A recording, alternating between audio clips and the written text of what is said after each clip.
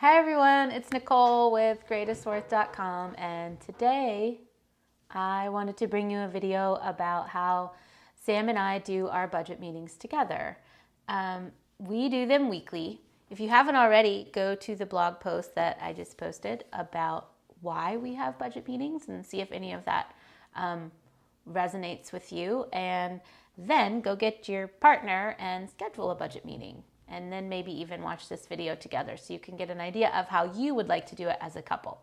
So this is not the only way to do it. This is just the way we have evolved over the years. We've been budgeting together as a couple for about 10 years now. So it's been a process, and it was not always smooth and perfect. So don't get down on yourself. Just try one, see how it goes, see what you like, see what you don't like, go from there. So our process is, one, kind of checking in with each other about how things are going financially. Now, this can look like a lot of things. It might look like, hey, how are you feeling about, the current money situation? Or how are you feeling about how we're doing with the budget? Or checking in just like about what you guys have going on this coming week. Just kind of checking in about the financial state and how you're feeling about it. So when I say feeling, budgets and money can bring up a lot of feelings. So it could be awesome, it could be guilty, it could be anxious, it could be nervous, it could be good. It feels good. So I think just checking in and talking about how you're feeling about it is a good place to get started.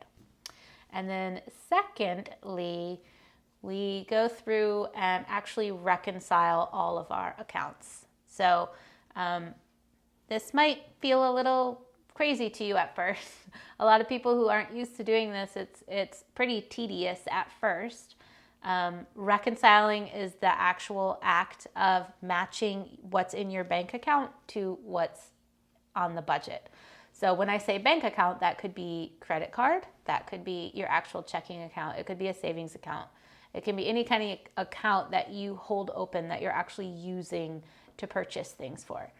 So the reason you need to match those is because if your budget is not matching what's actually in those accounts, then it might look like you have more money in your budget or less money in your budget than is actually there. And it'll just kind of compound over time if you don't stay on top of it. So that is step 2, reconciling all your accounts. And then once that part is over, then you can actually go through your budget. We budget monthly. Some people budget weekly. You can do it however you want. But we kind of go through our monthly budget and see if we've overspent anywhere or if we need to reallocate money from one place to the other. So if we overspent in dining out, which is our category where we often overspend or sometimes overspend, then we have to take money from a different category and put it into dining out to cover the overage. And then also it's good to kind of talk about, like, if you took money from groceries and put it in dining out, then it's good to talk about, like, okay, well, we probably should plan a couple vegetarian meals this month or a couple pasta nights or something that would be more frugal so that you can work with the offset there. And then number 4, we talk about any new purchases that we have coming up or purchases we'd like to make coming up. We don't necessarily talk about all the small purchases anymore, but like I said, we've been doing it for 10 years. So we kind of just have a pretty deep level of trust for each other with finances now. So you might want to start out even talking about, like, hey, I'm going to go buy toiletries. I don't know. And talk about what kind of toiletries you want to get. It might be a place to start so that you could actually work up to knowing that each other is going to spend in the ways that you both have set for you to spend.